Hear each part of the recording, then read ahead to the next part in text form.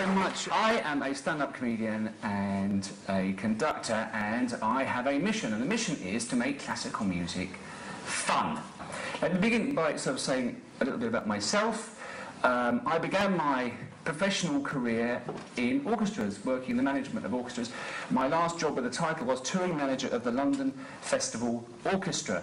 But in 1992, having already done it as a sort of hobby for a long while, I decided to give up the music to pursue something which I found I loved more, which was comedy. People say, oh, stand-up comedy, got to be the hardest job in the world. It's true, I've had some easy jobs. I spent 6 months as a store detective in a piano shop. Those were the days.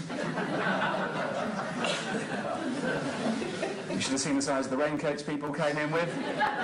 It never occurred to me to talk about the thing that I really did know about, all the stuff that I'd done previously, classical music. I just thought that classical music was too serious, actually. I now realise, in the glorious light of hindsight, that it being so serious is exactly what's funny about it. If something sets itself up, you know, to be so important, it also sets itself up to be taken down.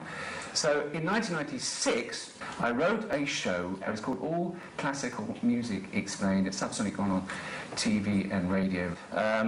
You're probably thinking, well, this all sounds very well, you know, show about classical music. I've heard some classical music, I wouldn't get the jokes. The point about this was, I was trying to make comedy which everybody would get. It didn't matter whether it's the kind of music you like or not. I've got a theory. Everybody's got a favourite song. May not be from choir or opera, maybe anything off the radio or TV. However often you hear your favourite song, there's always a couple of words you can't quite catch. The weird part is, once you've misheard one or two words, you can start mishearing other perfectly audible words, so it all fits together with your weird version of what your favourite song is all about. Now, I've got a bit of music here, and I'm going to translate it. I'm going to hold up some cards as well.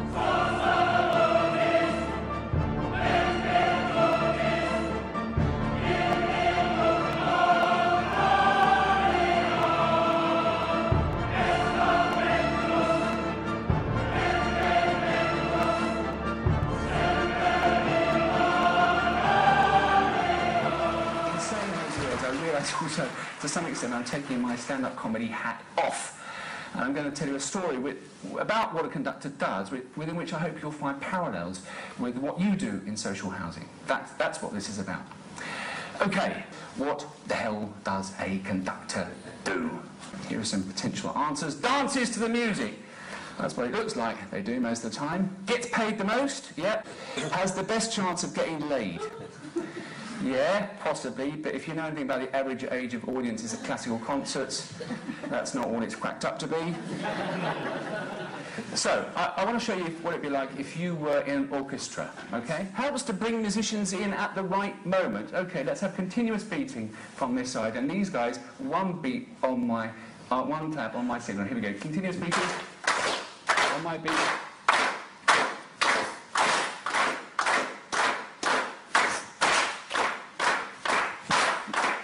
Ends the piece, that's enough of that. How hard can conducting really be? It's why Adrian Bolt, a famous conductor, said conducting is the only job that can be learned in an evening. Surely there's got to be more to it than that. Yes, there is. Two things. One is, firstly, the conductor, like any leader, can actually influence how well the team performs.